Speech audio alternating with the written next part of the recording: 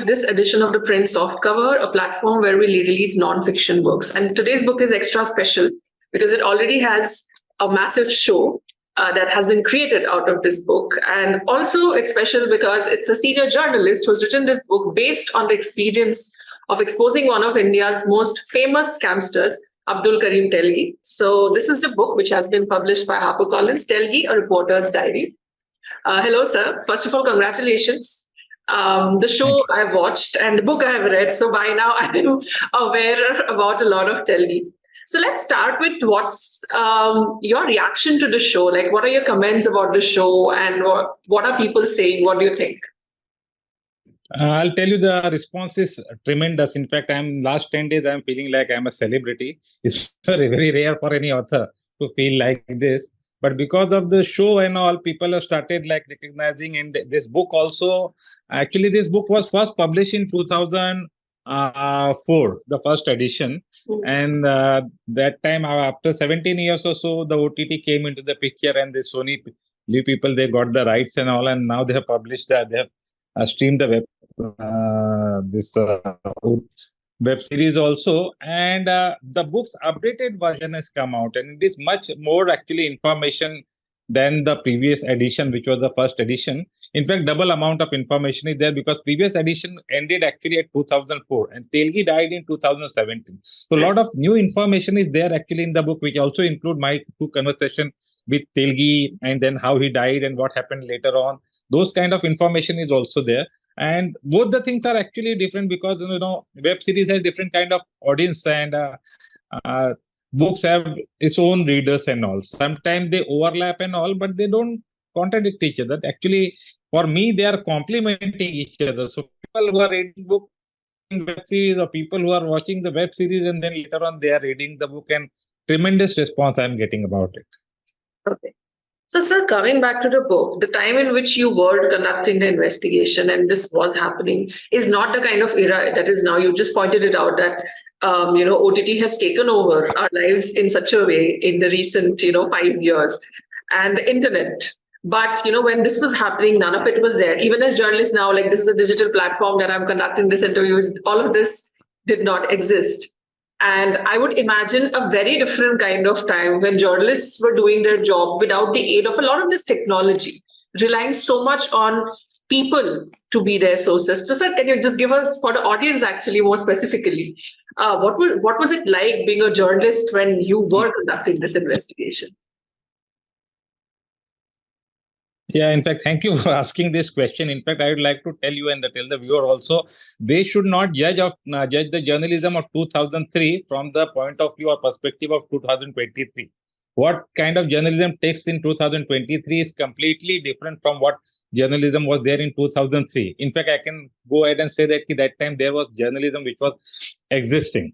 And those were the days when there was no YouTube, no social media, no WhatsApp, no Google and all. So it was completely different kind of era and took a lot of actually effort to, honor this scam because for all the kind of information, I think I had to go and meet the people and go to the libraries, go to the newspaper offices and to dig for the old news reports and all those. A lot of physical movement actually I had to do for this. And that was completely different kind of journalism those days, because when I got this book, this one particular report about Telgi, the scam and all, then I did not know what is actually about. Then I started digging in Mumbai. From Mumbai, I went to Nasik's Indian Security Press, where the stamp papers were printed. And then from there, I went to Pune, where actually Telgi's one of the biggest cases was registered. And then from there, I went to Telgi's home village, actually, which is Khanapur, a small town near Belgaum in Karnataka. Then I came back to Mumbai. And so a lot of digging, a lot of analysis, and a lot of actually understanding. And since Google was not there in those days, so it was actually research for me. And very difficult kind of journalism and a lot of pressure actually I had faced during those days. A lot of offers were there, a lot of pressure were there. In fact, one of the press conferences states that former Deputy Chief Minister and Home Minister Chagat Bhujbal, he threatened me with chappal when I asked him an uncomfortable question. In front of all the supporters, in front of all the camera, he said कि ऐसे कोई सवाल पूछेगा तो मैं चप्पल उतारूंगा. But despite all those kind of pressures and all, it was actually the viewer of the news and the journalists and journalism which was existing that particular period of time helped me a lot. And then I decided to document this particular scam actually, because scam was scattered all across India in different states and all. Its epicenter was in Mumbai and Karnataka, Maharashtra and Karnataka, but it was scattered all over the place. And people were very curious to know about what the scam is and how the scam actually went on for so many years and how it spread. So I decided to document that actually in form of a book. And then 2004, the book was published. And when the book was published, I never knew then once there will be time when India will have a 3G or 4G or 5G, there will be something called OTT, there will be something called a web series and all. It was pure journalism that time, and it was a wish actually desire to document everything. And after 17 or 18 years, it paid me off. Okay, so coming back, because it's called a reporter's diary. So something that we don't unfortunately do anymore, or very few people, as journalists do now, is take handwritten notes, right? And which used to be like the biggest tool of a reporter. And a lot of cases, if I read around that time, a lot of investigating, especially when it comes to investigative journalism, where every date, every fact, every data you have to maintain, because like you said, there's no way of going back and checking an online database where it's safe for posterity no matter where you put it. So sir, I wanted to ask a bit about this. I want to basically for you to tell the audience that I was thinking about this, that when it comes on a screen, even if it's not sensationalized, a lot of it is dramatized, a lot of it is also slightly glamorized. So when people look at the job of a journalist, I think they have this mindset that, that it has a lot of like action going on. It has a lot of drama going on. It's like a film, right? But in reality, we know that there are endless days when nothing is happening and you have to actually learn to be patient, which is the most difficult job. Like it's harder than running after a lead and a source. So I wanted to hear more about that the challenges of maintaining a diary and for it to finally come out as a book. So just please throw a bit of light about that. I think the audience would be really curious to know about that. In fact, the first few days before of the diary were like very interesting thing when I got the report from one of my sources. And next one whole week, that detailed report was lying in my bag, and I did not bother to look at it because it was a very bulky one. And as a journalist, we actually had some kind of apprehension when we see a very bulky kind of report ki itni lambi report ko kaun padhega, there those kind of things. So one whole week I did not see to it, but when I actually got the report and I read the entire report, then I just assumed that okay, re baap re, itna bada scam hai. That kind of, that was my first expression. Then I decided to maintain like everything in a writing format, because since even those smartphone mobiles were also not there, so that I can maintain few things and all. I cannot record anything and all. So I decided try to maintain the record of everything, because those were the days actually there's no other kind of format. Even I was actually from not so very kind of say humble background. Like I did not had a laptop or desktop at my home, so I had no choice apart from going to the cyber cafe and write the book. So every day, those days I used to go 2 hours to cyber cafe, paying rupees 35 per hour to write the book and all. And to write the book and all, I did not have any much choice apart from to maintain a diary. So I maintained a diary and followed up very rigorously actually each event and all. I used to register and enter every event, every major thing which I had faced. There were a lot of things actually as a journalist I could not show also because of some constraint and all. But I entered everything into diary, and that I wrote everything, those kind of things in the book also. That's why in the book actually I ensured that all the real names are actually going to reflect, and all the real incidents and all are there. And the idea was book was whenever in the later future and all, since I did not have, there will be one day internet is going to take so much of leap and all. So I thought ki one day if my book is there and somebody is going to refer my book when they want to know everything about Telgi scam or how this scam happened and all. And it was a very complex kind of scam. So book tried to solve it and put it in a very simplified way, so that a very layman kind of person also can understand what kind of scam it was. So this is the way I started entering everything in a diary, and I decided to write in the form of diary because this book is about actually journey of a journalist through the entire scam. Unlike the web series is a saga of a scamster through the eyes of a journalist, but the book is about journey of a journalist through the scam. So both have different kind of flavor, and book has actually more everything actually by real name it goes.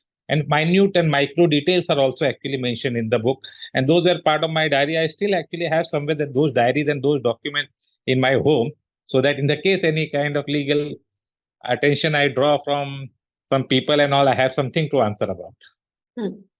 So, sir, coming back, because you interacted, you like you said that this is the journey of a journalist as he is also uncovering the scam because it's happening for you. And then so many years later, when we are reading, it feels like, we are also walking alongside you, watching it unfold and watching you learn more about what's happening and then this figure of Telgi. So do you remember what was your very first impression when you finally got to see this guy whose document, like you said, you read a report where you realized it's an elaborate scam.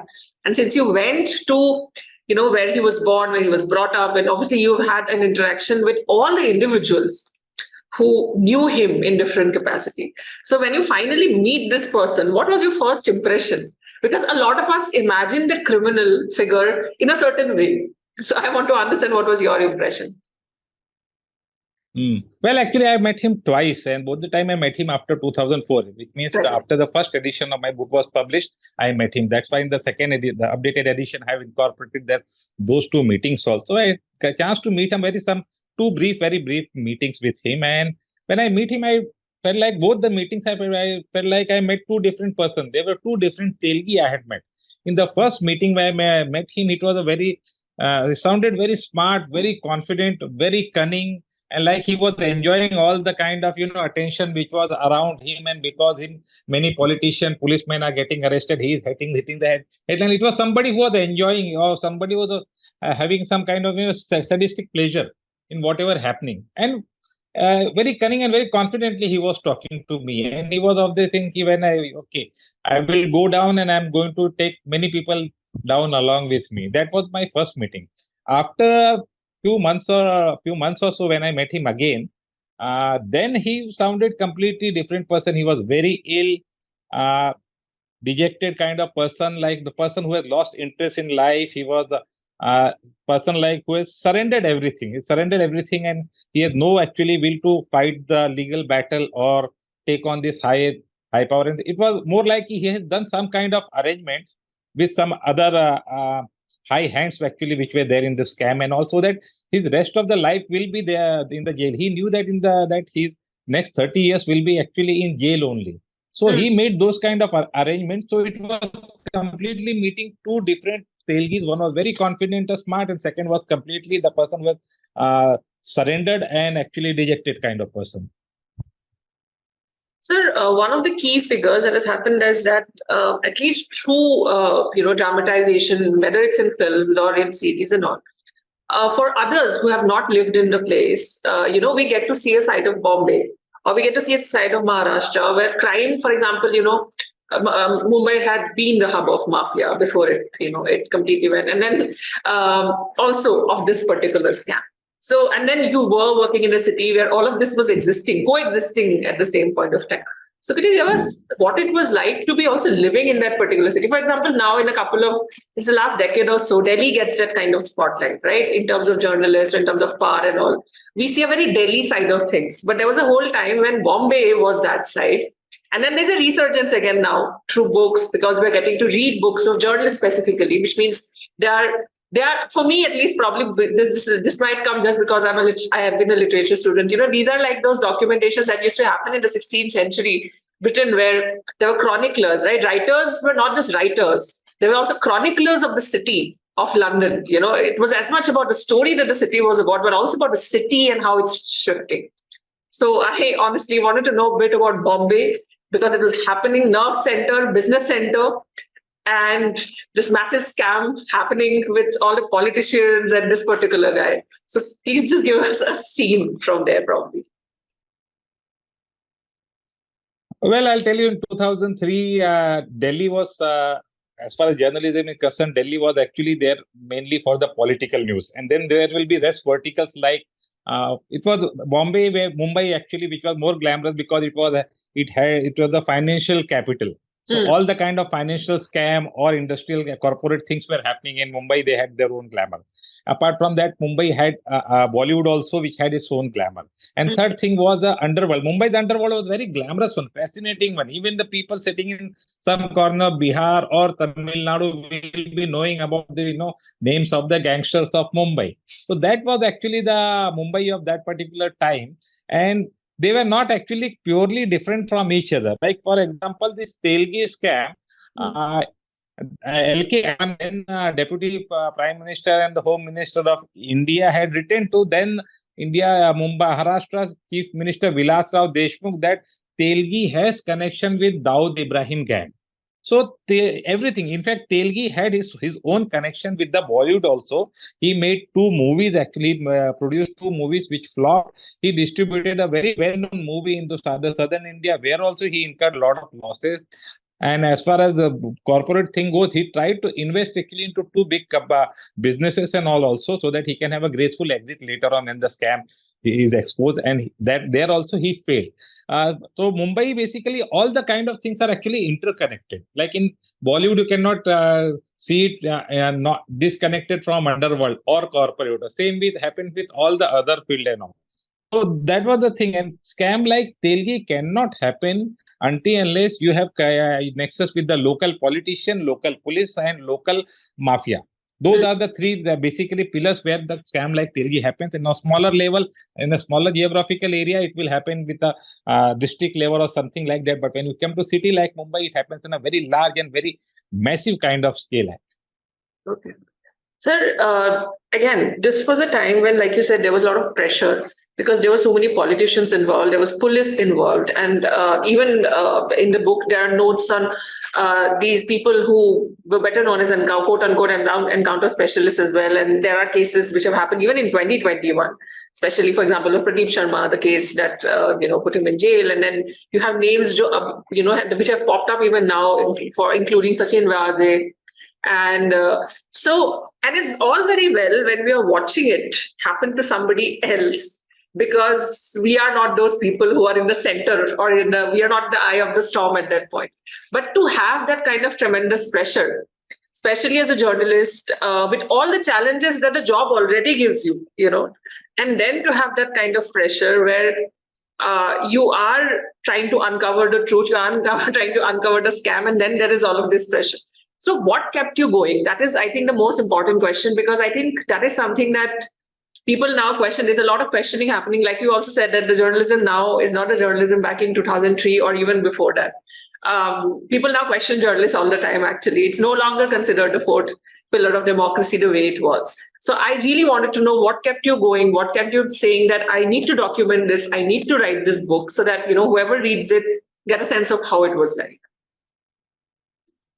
See, I have been more than 27, 28 years in Mumbai, covering mostly crime and investigation kind of thing. The name you mentioned, like Pradeep Sharma or Sachin Vaze and all. In fact, I authored a book in that connection with that also. So I had covered them also. I had exposed a lot of things. So it was many times I used to meet the so-called encounter specialist or the senior police officers and all. We were actually in very good term. In fact, then Home Minister Chhagan Bhujbal also, we were actually in very good term. But when I got this scams information and when compiled everything, I was very surprised to see the volume of the scam. And then I started exposing. Sometimes these people met me also and said, "यार, तुम तो हमको अच्छे से जानते थे, तुमने ऐसा क्यों किया?" I said, "No, actually, I do not have anything personal against you, no enmity with you. It is only in the line of fire. I was doing my reporting. You came in the line of fire, and basically, you got exposed." So it was not basically me actually who has exposed you and all. It is your own deed actually which has exposed yourself. And a lot of pressure actually I used to get. There were the journalists also had their own groupism. There were few journalists and crime journalists who were very loyal and very friendly with these people, those policemen all who got arrested because of Telgi scam and all. Few were very loyal to the politician basically whose name came up in this scam and all. So different kind of pressure was there. The only thing was the spirit of journalism, and I had nothing to lose also that particular period of time. Spirit of journalism was there, and the organization which I worked, actually supported me a lot. NDTV supported me a lot. And even for this question which you asked me, what kept me going, in 2003, there were no such kind of questions where a journalist was supposed to do that. It was duty of a journalist to do that. Now, when we come to 2023, we may ask those kind of questions. What make you going that particular time? That particular time, that question was not actually relevant, because it was job of a journalist who was to do those kind of things and all. And I'll tell you, this kind of threat, offers, or different kind of pressure and all, these are part and parcel of the journalism. So you can't say कि नहीं मुझे वो तो नहीं चाहिए, उसके बिना चीज चाहिए. लाइफ में कभी कोई आइडियल सिचुएशन नहीं आती है, किसी की भी लाइफ में नहीं आती. इनफैक्ट तेलगी की लाइफ में भी नहीं आई थी, मेरे लाइफ में भी नहीं आई, किसी की लाइफ में नहीं आएगी. But how do we deal with them? Pressure से कैसे डील करते हैं? For what purpose you have come to journalism? That was actually I think that was the main driving force behind exposing entire scam despite all the kind of pressure and threat. So, sir, I want to sort of end with this, because we've spoken so much about journalism. So today, because like you said, and you pointed out, and rightly so, we have changed so much. There's more information available. Like you said, like I might not have to travel very far. I might already get that kind of information if I actually Google, or I call up, a fellow journalist who's also like in a similar beat or something. But of course, like you said, the times are very different, and we are asking questions like, what keeps you going? Because that was not the question, that was the norm back then. So what would your tip, if any, be for somebody who wants to start out, who still believes in this profession and who still wants to make a difference, and they don't know how to take it forward, or every day, how do you step in? So any word of advice that you would have for somebody like that? I'll tell you, I have word of advice, but now actually it's very, very difficult, because nowadays in journalism, there's no neutral area which has left. Either person has to be affiliated or to the one side or to the other side. So very few spaces left for the neutral kind of piece and all. So it is actually tough. But advice is basically stick to the basics of journalism. Why a person wants to become a journalism? To do the propaganda for the government, whichever government is in the power in state or the center or anywhere, or he's there actually to do something for the people of the country.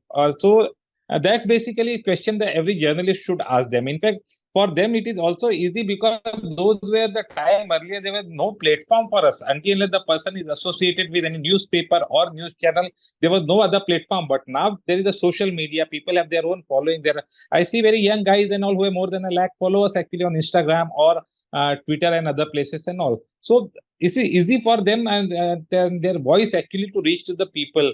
So that is technologically, they are actually in a better position than 2003. The only challenge is the morality, the morals and true values of journalism. And simply they have to do that. Please be on a neutral ground. Don't align with the party and all. And try to do as far as the neutral thing as possible. And please assume that part, parcel, and now trolling, that will be also part and parcel of the journalism. Ready to embrace that and don't lose the path. Okay. Thank you, sir.